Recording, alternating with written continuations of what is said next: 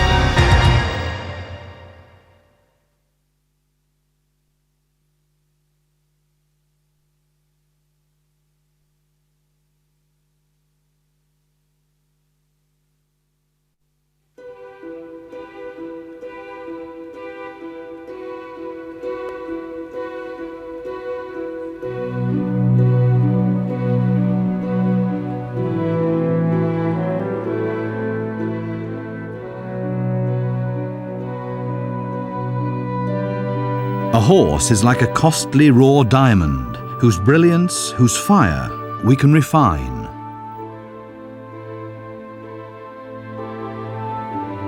Nature has endowed the horse with the most remarkable abilities. We humans can't instill skills that aren't there. We can only hone what nature has provided.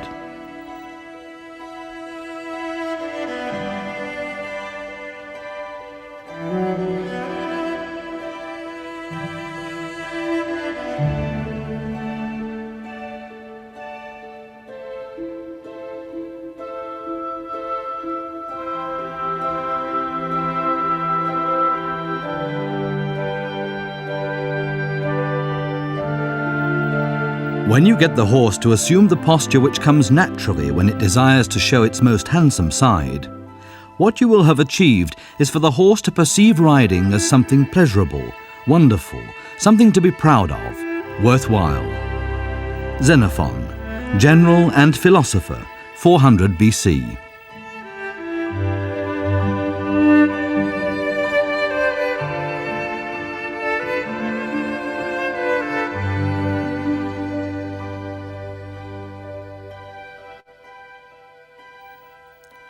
The art of riding begins on a level surface with ground exercises. These can be compared with a couple learning to dance. In this case, the future rider is the master. In other words, he leads. The horse learns to follow.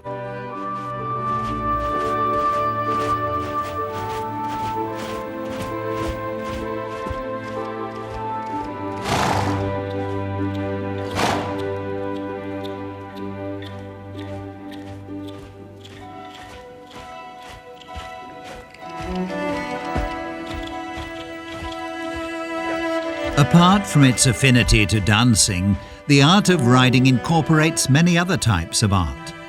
For instance, riding can be compared with the art of the sculptor, because training a horse and riding itself is like creating a sculpture. The movements can be likened to momentary, moving sculptures, fleeting impressions, living works of art, which vanish again instantly.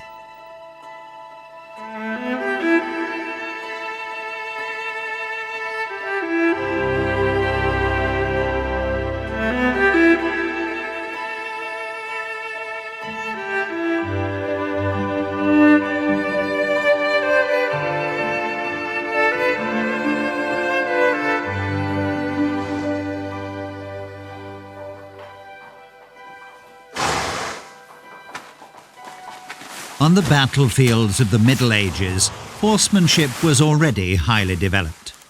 In the Renaissance, people began to rediscover the arts and philosophies of classical antiquity. Thus, in addition to basic skills, came the spiritual dimension of enlightenment. Riding merely to serve a purpose began to develop into an art form.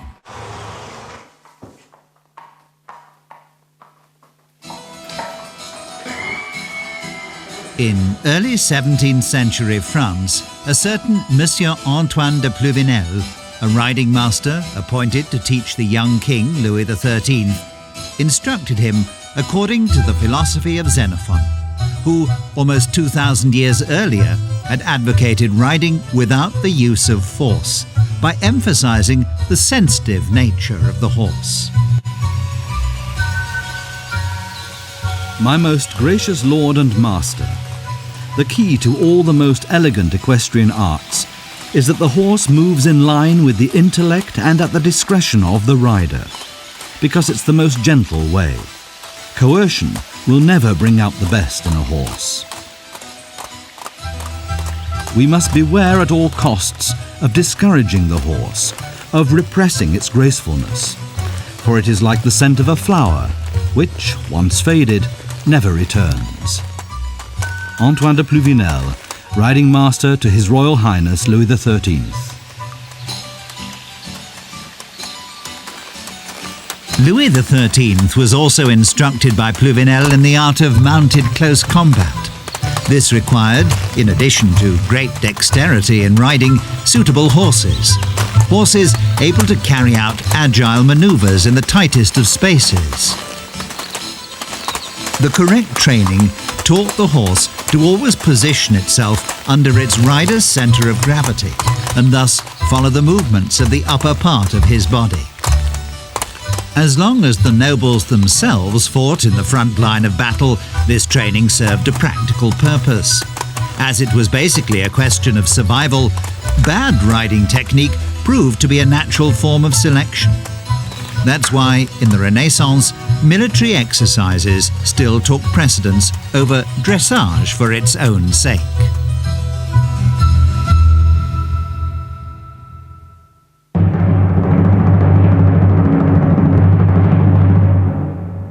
The king and his entourage displayed their equestrian skills at spectacular tournaments to which everyone had access.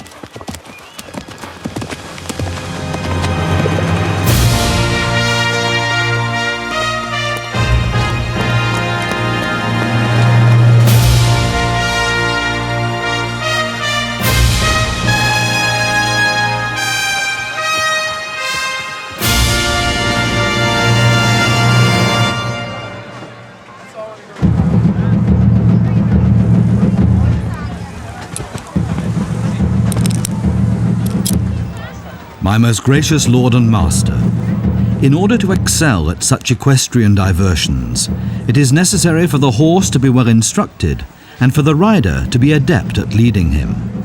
He must at all times sit upright in the middle of the saddle, lead with a delicate touch, nothing forced.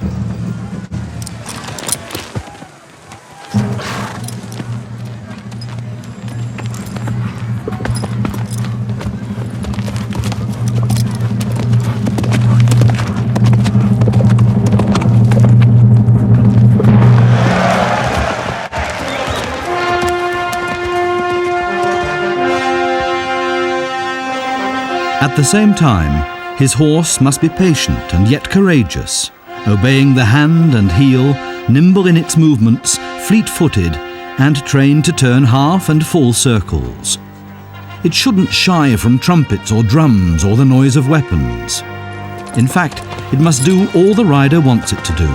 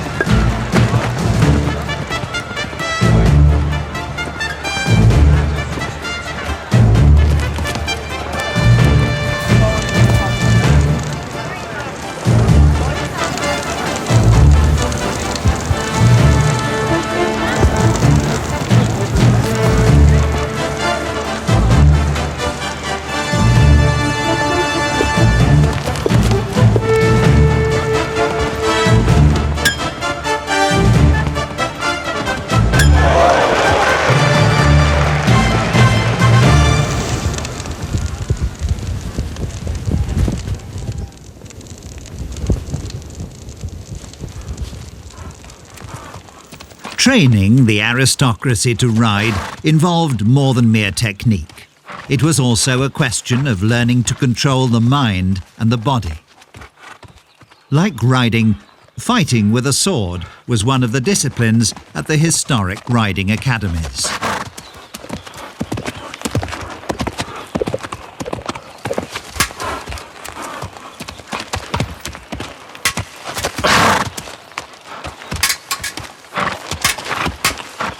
Interestingly enough, dancing, fencing and riding have many things in common. For example, the ability to place the centre of gravity in the middle of the lower part of the body, so that the upper part of the body can move freely without displacing the centre of gravity, allowing the horse below you freedom of movement.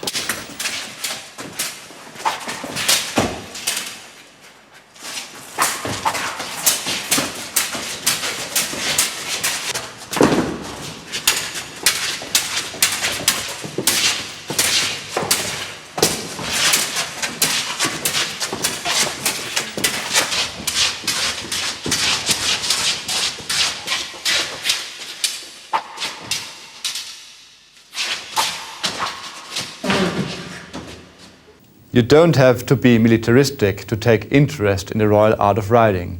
You do need a natural, playful ability. Even as a child, I was thrilled about the treasures connected with horses and riding in the museums. I might have chosen a career as a museum curator, a job with a certain security. But I didn't want to dream my life. I wanted to live my dreams. So I left home. So I found myself in Jerez la Frontera, a town famous for sherry, senoritas and horses. Spain is generally regarded as the cradle of the classical riding.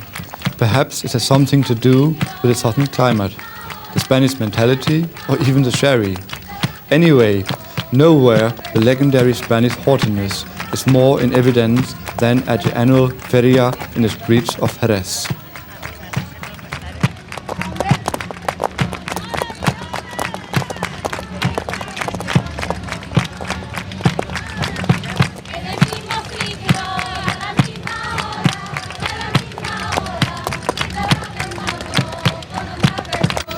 Beyond the festivities, I stood in the front of the entrance to the Real Escuela Andaluza del Arte Equestre. I knocked timidly and, overwhelmed by the towers, marble halls and vaulted stables, I became a pupil of the Royal Riding School of Andalusia, where the royal art of riding is preserved and passed on to the next generation of riders and horses.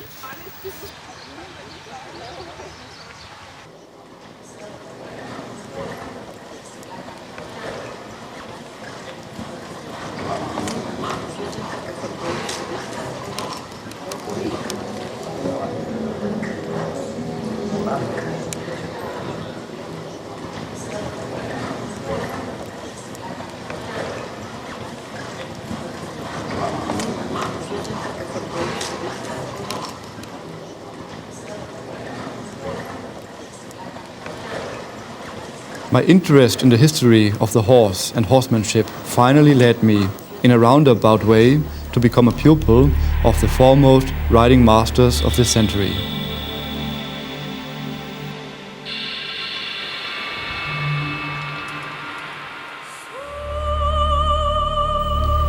One of my greatest idols is a man whose personality had a tremendous influence on everyone who studied with me at the school in Jerez. Although over 70 years of age, Don Álvaro Domecq Díaz was a monument to the Spanish art of riding. It was Maestro Don Javier García Romero, a masterful riding instructor who introduced me to the royal art of riding. During my journeyman years, I sought out other great masters of classical horsemanship, such as Nuno Oliveira in Portugal and Egon von Neindorf in Germany.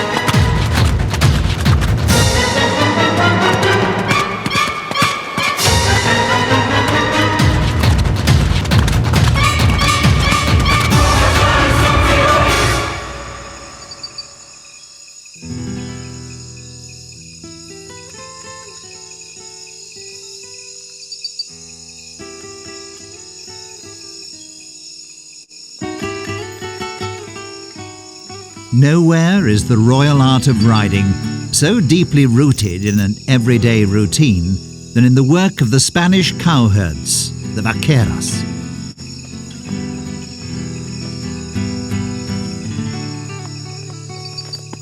The rapier of the Renaissance combatant has become the garrocha, the long staff used to direct the bulls. Great agility and artistry are called for to master this age-old practice.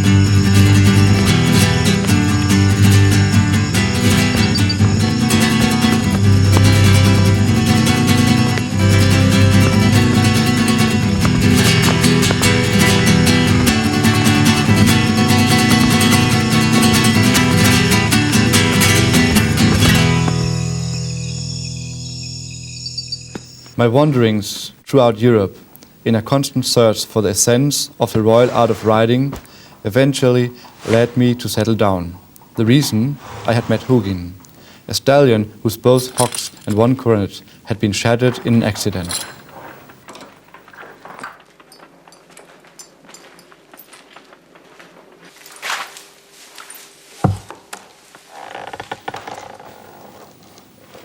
Through him I learned that using carefully devised exercises from the manege, it's possible to make a horse that normally would have been condemned to the next yard strong and healthy again. Hugin was the first horse that I schooled in a classical manner after finishing my education. Unfortunately, as a result of an accident, Hugin went totally blind.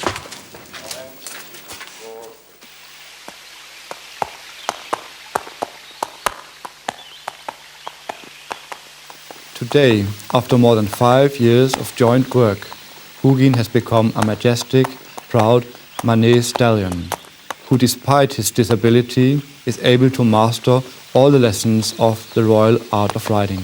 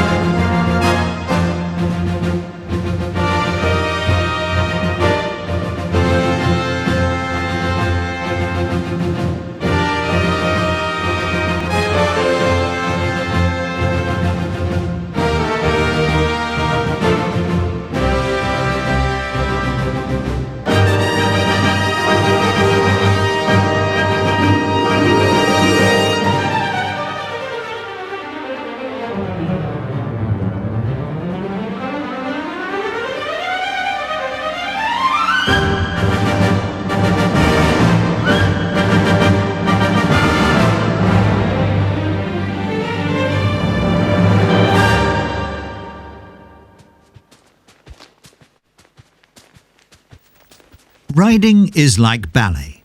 Before dancers can give a performance, they must do warm-up exercises. The physical demands made on a horse being put through its paces in the haute école are similar to those made on a top athlete. Only when the whole musculature is sufficiently supple can the various exercises be performed safely, without the danger of later physical injuries. Ballet dancers only have to master their own body. The rider, on the other hand, must become one with the horse in order to create the impression of a single body. Hugin has been joined by a young friend, a miniature copy of himself. The Knabstruppers stallion Hamlet tries his best to match his big brother. He certainly doesn't lack the necessary self-confidence.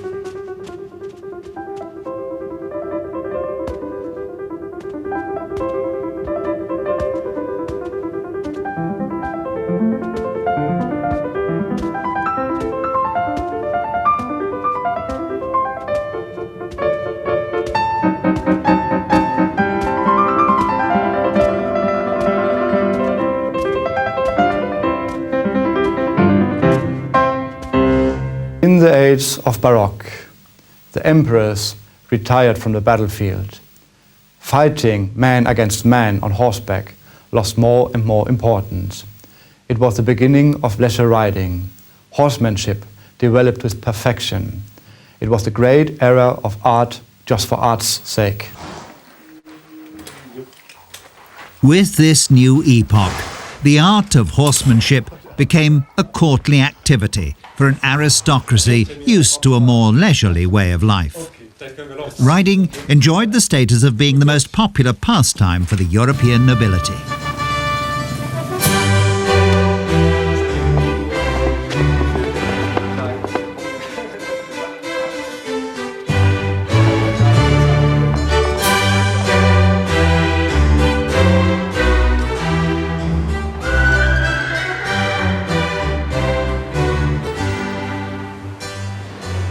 Even the simple morning exercises of a horse undergoing training became a courtly ceremony, subject to strict rules. Each court, of course, had its own royal écuyer. One of the most famous was François Robichon de la Guérinière, the riding master to the Sun King Louis XIV at the court of Versailles. All sciences and the arts have basic principles and rules, which allow us to make further discoveries in order to perfect them. Only the art of horsemanship appears to require nothing more than practice.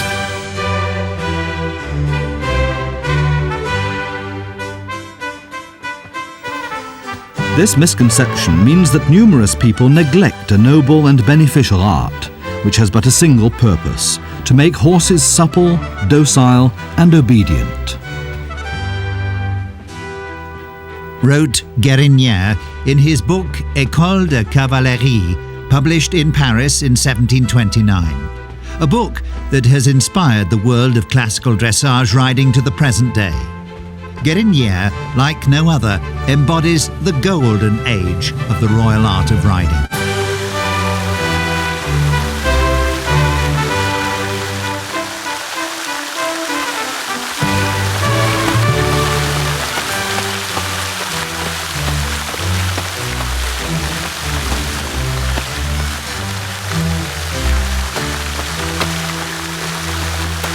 The world of the nobility in the 18th century was characterized by a taste for beauty and romanticism.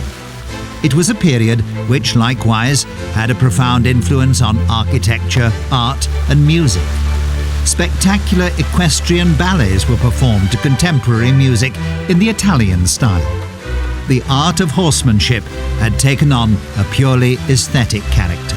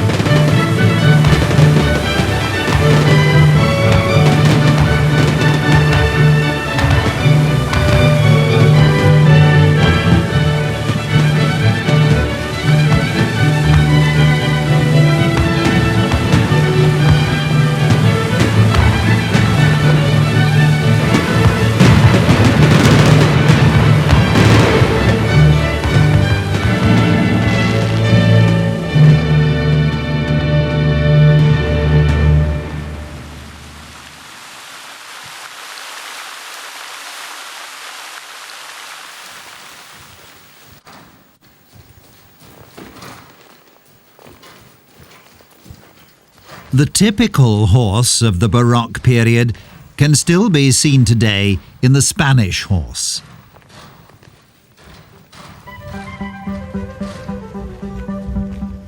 Thanks to a careful breeding program over the course of centuries, with the emphasis on important criteria such as smooth action and willing temperament, the Spanish horse had and still has the perfect disposition for the artistic equestrian style of the Baroque era.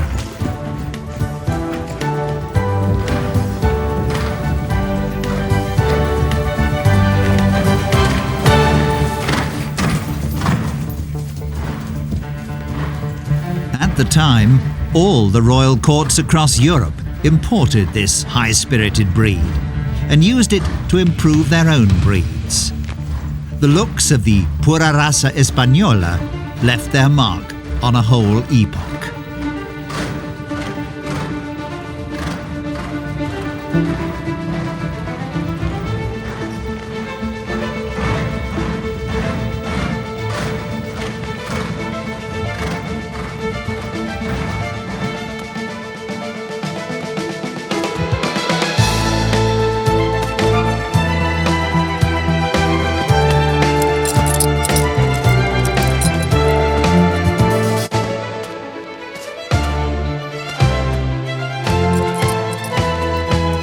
The Spanish horse was the horse of the nobility.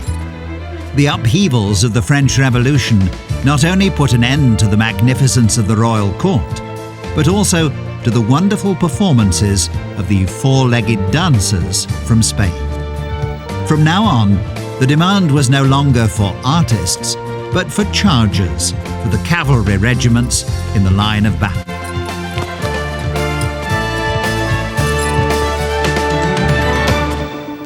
Horsemanship is not only the reflection of an individual soul, rather of that of a whole society.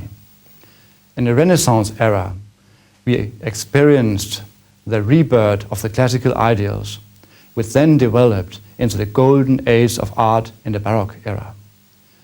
In the 19th century, the ideals were upheld by elegant cavalry officers and gentlemen riders with their ladies. This was briefly before the royal art of riding became accessible to all of us.